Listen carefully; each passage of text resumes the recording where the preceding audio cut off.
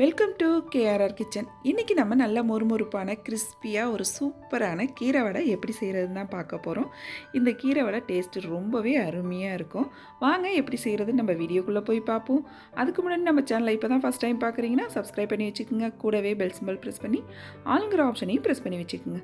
அப்போ தான் நான் போகிற வீடியோஸ் எல்லாம் உங்களுக்கு தொடர்ந்து நோட்டிஃபிகேஷனில் ஒன்றுக்கு ஒன்றே கிடச்சிக்கிட்டு இருக்கும். இப்போ வாங்க இந்த கீரை வடை எப்படி செய்கிறதுன்னு பார்த்துடலாம்.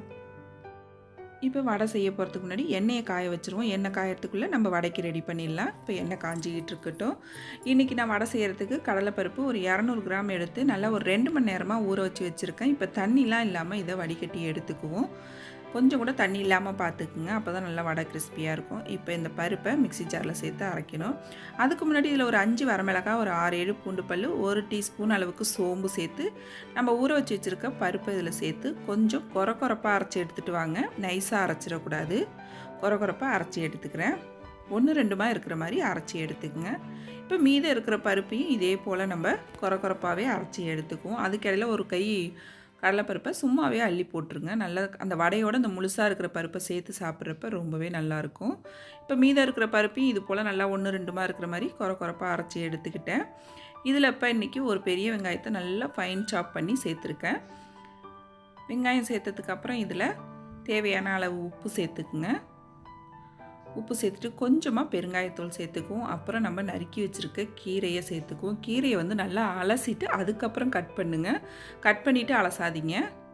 நல்லா கீரை முழுசாக இருக்கும் போதே அலசினீங்க அப்படின்னா அதில் உள்ள மண் தூசி எல்லாம் வந்துடும். முழுசாக இருக்கும் போதே அலசிட்டு அதுக்கப்புறம் நறுக்குங்க. இப்போ நல்லா எல்லாத்தையும் சேர்த்து ஒன்று கலந்துருங்க. ஒத்தாப்பில் உப்பு மசாலா எல்லாம் ஒன்று கலந்து வர அளவுக்கு நல்லா ஒத்தாப்பில் ஒன்று கலந்து எடுத்துக்குவோம்.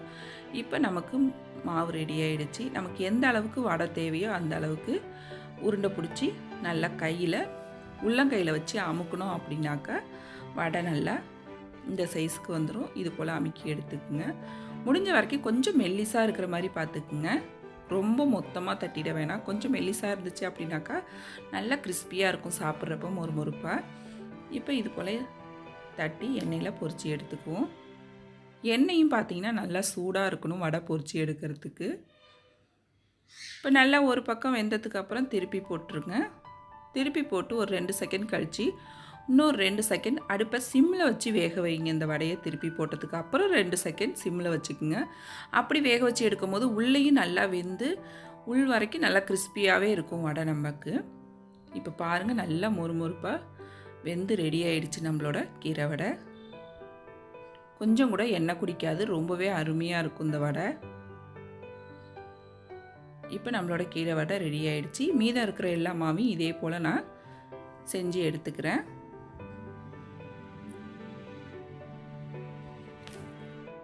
இந்த வடை பொரிக்கிறதுல தான் இருக்குது. நம்ம அடுப்பை ரொம்பவும் ஹையில் வச்சிடாதீங்க, ரொம்பவும் ஸ்லோவாக வச்சிடாமல் மீடியமில் வச்சு பொரித்து எடுத்தோம் அப்படின்னாக்கா நல்லா மொறுமொறுப்பாக கிறிஸ்பியான வடை நமக்கு கிடைக்கும். ரொம்ப சூப்பராக அருமையாக இருந்துச்சுங்க டேஸ்ட்டு. நீங்களும் இதே போல் இதே அளவுகளோட இந்த கீரை வடையை செஞ்சு பாருங்கள். செஞ்சு பார்த்துட்டு எப்படி இருக்குன்னு எனக்கு கமெண்ட் பண்ணுங்கள். என்னோட இந்த ரெசிபி பிடிச்சிருந்துன்னா லைக் பண்ணுங்கள், ஷேர் பண்ணுங்கள். மறக்காமல் நம்ம கேஆர்ஆர் கிச்சனை சப்ஸ்கிரைப் பண்ணி வச்சுக்கோங்க. நாளைக்கு வேறொரு ரெசிபியோடு சந்திப்போம். தேங்க்ஸ் ஃபார் வாட்சிங்.